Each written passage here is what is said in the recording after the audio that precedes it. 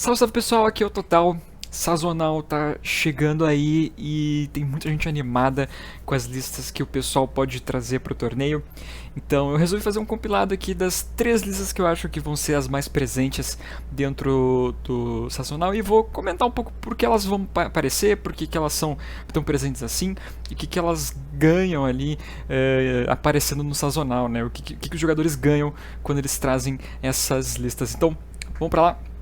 Vamos falar da primeira lista então, que é a lista que possivelmente aí dita o meta em geral, né? É a lista de Lissandra e Trundle. Quando aconteceu os nerfs ali no último patch, os nerfs foram bem precisos para cima ali de Targon e dos decks de Fistf, só que naquela época, desde aquela época na verdade, as listas de Lissandra Trundle elas já rodavam. Quando a Lissandra veio pro Runeterra, era uma campeã que todo mundo já falava assim, ela vai ser muito forte, realmente ela é bastante forte. O grande problema é que naquela época os decks de Fistf ainda estavam muito fortes e mesmo essa lista tendo todas as ferramentas que a gente vai ver agora para counterar boards pequenos, que era o caso que o Fistf propunha, né? Ela ainda não tinha uma win condition tão grande assim, mas ela aparecia. Então, depois que os nerfs foram aplicados, essa lista simplesmente se tornou a lista realmente mais forte do jogo inteiro, em questão de competitivo, em questão de ranqueada, é a lista mais consistente, eu diria, né? Ela consiste praticamente em trazer o Trundle no turno 5, ou quem sabe no turno 6 ali por causa do ramp, para realmente ter o Pilar de Gelo nas mãos, o Pilar de Gelo no turno 8 entrando, sendo copiado por memórias evanescentes, já proca ali a Lissandra completamente flipada. A gente tem ferramentas dentro da lista para chamar a Lissandra para as mãos, como é o caso da Súplica, que aparece frequentemente nessa lista. Essa aqui que eu tô vendo tem 3 cópias, às vezes é normal a gente ver com 2 cópias também dentro dessa lista.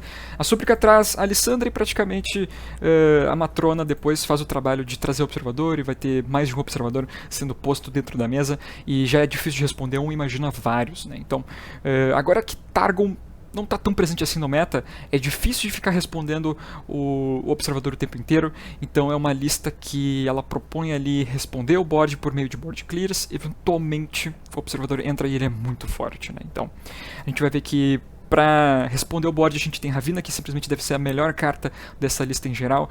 A Ravina é muito forte, talvez passível de nerf futuramente. É uma carta que é um monumento que é difícil de remover hoje em dia. Poucas listas realmente trazem remoção para monumento e dá 2 de dano na troca de turno, onde unidades perdem barreira, perdem buff, quem sabe. Muitas vezes ali é o que a gente precisa para limpar o board do oponente, né? Fora isso, vai ter Avalanche, que é praticamente uma Ravina, só que instantaneamente ali no board. A gente tem também um Lamento, que o Lamento é muito importante muitas vezes para ficar vivo na partida, e outras coisas como o Estilhaço de Gelo que traz ali a Lissandra quando ela tá flipada também, né? Então, o Estilhaço de Gelo é uma carta que ela é muito, muito, muito forte porque a Lissandra traz ela por 0.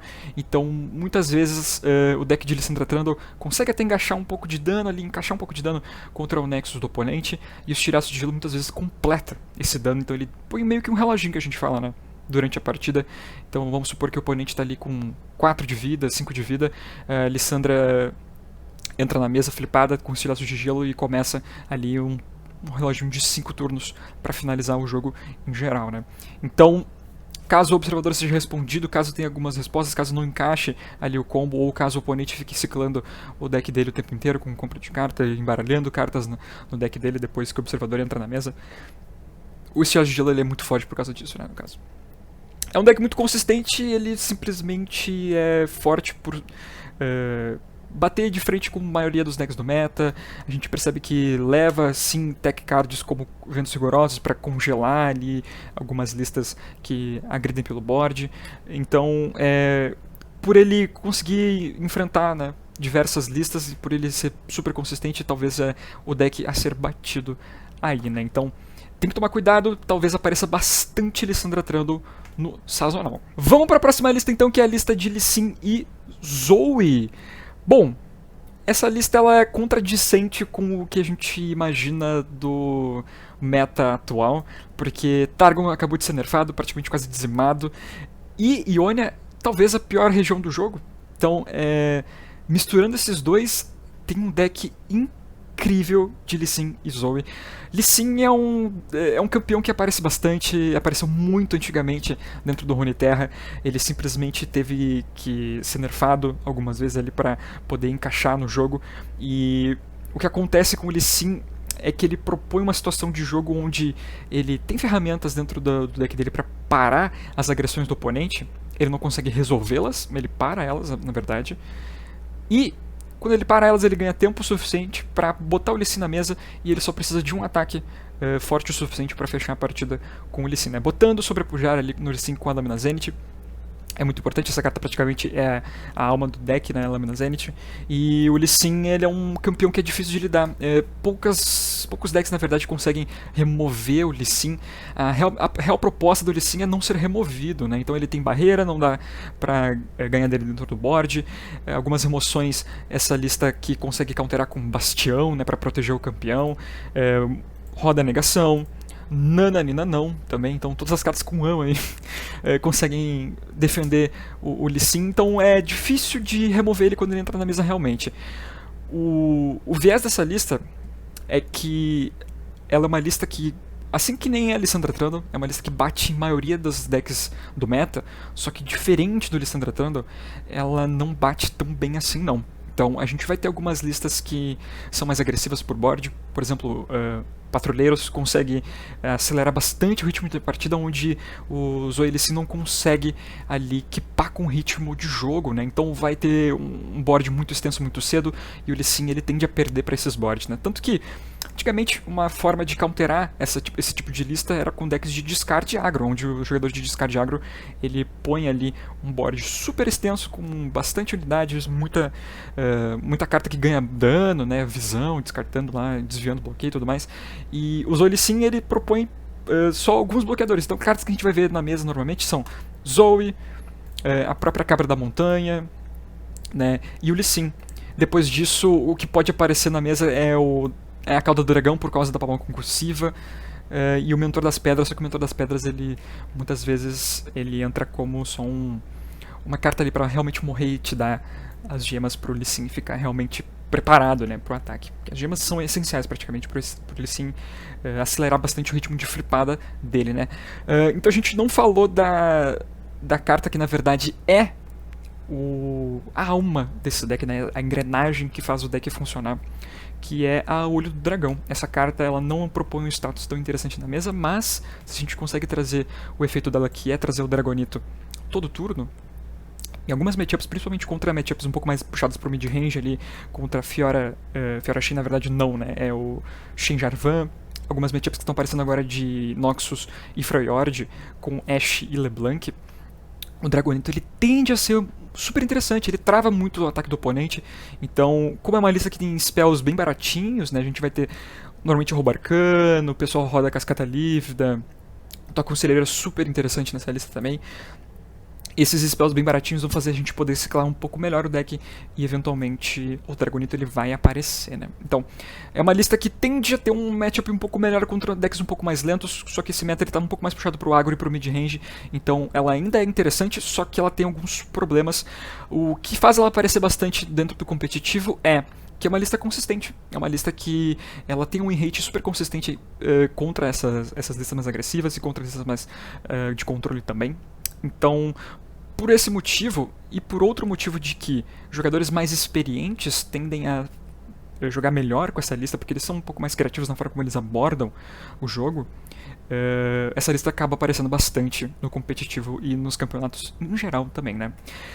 A forma como o jogador tem que ser criativo nessa lista, para vocês poderem entender, é que muitas vezes o jogador está um pouco travado na forma como ele pode abordar ali o mid-game.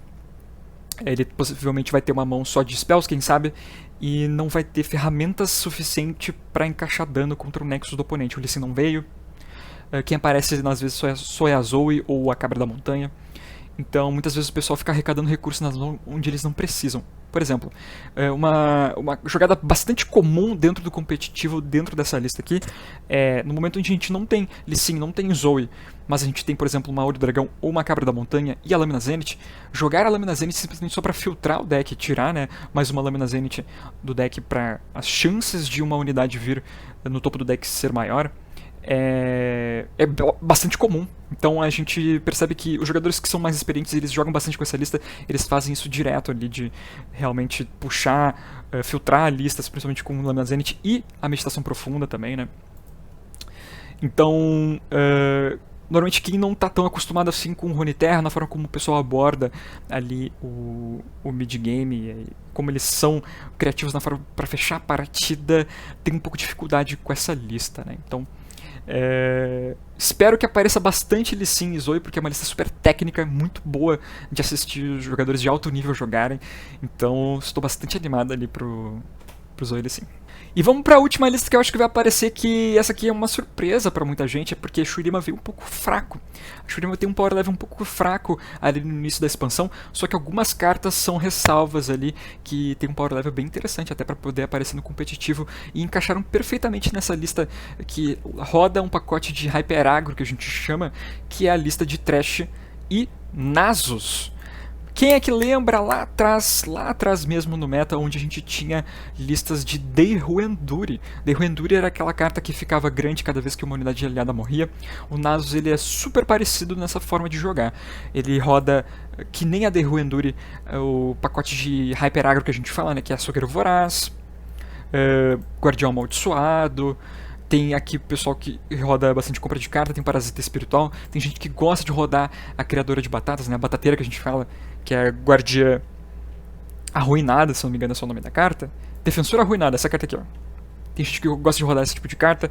Então é uma lista que propõe um início de jogo bem agressivo. Tem o Vigilante das Dunas, que é uma carta que talvez seja a carta que tenha aí a maior nota dentro dos jogadores competitivos, aí, pelo menos aqui do Brasil. Quando lançou a expansão, eles avaliaram carta por carta e deram nota para as cartas. O Vigilante das Dunas talvez seja a carta que tem o power level mais forte do jogo inteiro, simplesmente porque ela pode ser utilizada defensivamente, ofensivamente. É uma carta que traz bloqueadores, é uma carta que no turno 4 é a única do jogo que propõe 4 de dano contra o nexo do oponente, sem resposta de bloqueio, obviamente. Então, é uma lista que tem muita agressão, respostas contra o oponente. Banquete Cruel super interessante para essa lista, para trazer mais recursos de bloqueio pro board. Então, ela praticamente cicla bem ali o deck com um Preservário, né? Vai ter também o Parasita Espiritual para trazer compra de carta, que realmente é o problema dessa lista.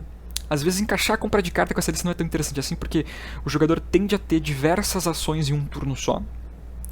Por exemplo, jogar Guardião Amaldiçoado e depois Açougueiro Voraz e depois o Vigilante das Dunas. São 3 cartas a menos nas mãos do jogador, né? Então ele fica um pouco sem recurso, e são cartas que sim são impactantes, mas elas são facilmente respondidas por um board clear do oponente muitas vezes, né? Então apenas uma carta do oponente pode responder 3 unidades que a gente desenvolve de uma vez só. Então às vezes tomar um pouco cuidado disso é importante demais para o jogador, né? Mas como a gente está falando de sazonal, de competitivo, eu creio que os jogadores eles são um pouco mais cautelosos, né? Nessa forma como eles abordam o board em geral, né? Uma coisa super interessante dessa lista é que, mesmo que ela tenha ali um early game super interessante, super acelerado, né? O late game dessa lista é muito bom. Cartas que fazem com que esse late game seja super bom é Fender Abakai. Fender Abakai é uma carta que propõe ali desvio de bloqueio, tira dano do oponente, é uma carta de 5 de ataque que começa a agredir num escopo bem acelerado a partir do turno 4, né? Então essa carta no turno 4 é bem interessante, e no late game melhor ainda, né? Então, porque normalmente o jogador já está ali com o Nasus na mesa, super grande, né? E desviar os bloqueios muitas vezes é bem importante. Então essa carta aqui ela serve de várias formas dentro da partida para alcançar os objetivos ali do jogador. E novamente a gente volta para aquela situação onde jogadores que são super criativos na forma como eles abordam o deck em geral utilizam a Fender Abakai de umas maneiras assim bem interessantes, e tomara que aconteça isso no sazonal, né? Porque é bem divertido de ver quando o jogador ele tem uma sacada bem interessante com a Fender. E pelo incrível que pareça, o Thresh ele aparece, né? O Thresh é uma carta que é um campeão que ficou um pouco na geladeira por bastante tempo. Ele viu o gameplay lá perto do beta com a Karma, decks de Spook Karma que a gente chamava, né? E ele volta agora com essa lista porque chamar o Nasus com o Thresh flipado é muito forte, simplesmente. Porque o Nasus, se ele tá grande o bastante para ser um agressor e flipar, é complicado de responder o campeão. Se ele flipa, ele ganha escudo de feitiço, sabe? Que é difícil de responder. A gente não joga pro Nasus 3 porque até não tem como flipar esse campeão aqui agora, mas. Nesse deck pelo menos. Mas o Nasus, quando ele flipa, ele simplesmente tira dano dos oponentes, ele ganha escudo de feitiço, é quase impossível de responder ele, até porque a gente vai ver que tem outras ferramentas de proteger as peças aqui nesse deck também. Então, ele é uma carta que, quando ele entra em campo e ele está preparado para dar aquela porrada no Nexus, às vezes ele é um pouco imparável, principalmente nessa lista que o Thresh já propõe de desvio de bloqueio, a Fendeira propõe desvio de bloqueio. Então, é bem difícil, às vezes, de counterar isso aqui, né? Atrocidade é o grande finalizador do deck.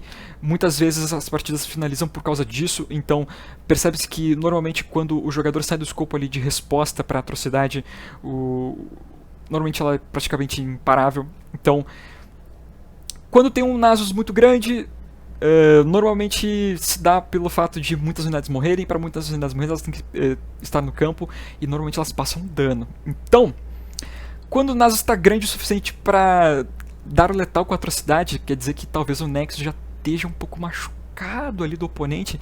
Então, muitas vezes acontece de, na hora que a atrocidade vem realmente nas mãos ali para finalizar a partida, já dá pra finalizar mesmo. Então é um deck que ele é super acelerado, é muito bom de jogar, muito tranquilinho realmente de entender como é que ele funciona em geral. A gente tem cartas que aparecem aqui como ícone decadente que são super gostosinhas de jogar, até porque a presa é uma carta que ela facilita bastante a entrada de outras combos dentro do deck, combos como a Açoeira Voraz, entrar em um turno. E pra você ter uma noção, creio que nessa lista aqui talvez dê pra causar em torno de, se eu não me engano, mais de 7 de dano no turno 3. Então tem alguns high rolls ali que o deck ganha que simplesmente no early game ele só explode realmente o Nexus do oponente e não tem muito o que fazer. E depois o oponente tem que lidar com um Nasus gigantesco no board, né? Então é uma lista que eu acho que vai aparecer bastante no sazonal, principalmente porque no sazonal dá pra banir decks, né? Então banir decks que conseguem responder essa lista é bem importante. Normalmente as pessoas ou elas vão trazer counters para os decks que estão no meta, a gente vai falar disso agora, que na minha opinião talvez o deck a ser batido seja o Lissandra Trando, ou as pessoas vão trazer counters de Lissandra Trando, ou eles vão banir Lissandra Trando e trazer listas como Nasus e Thresh, né? Então, possivelmente esses 3 decks sejam os que mais apareçam aí no sazonal. Tô muito, muito ansioso realmente.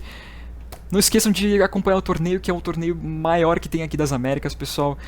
A narração é super interessante também, espero que vocês acompanhem e vai ser muito hype de verdade. Beijão pra vocês e vejo vocês no próximo vídeo, gurizada.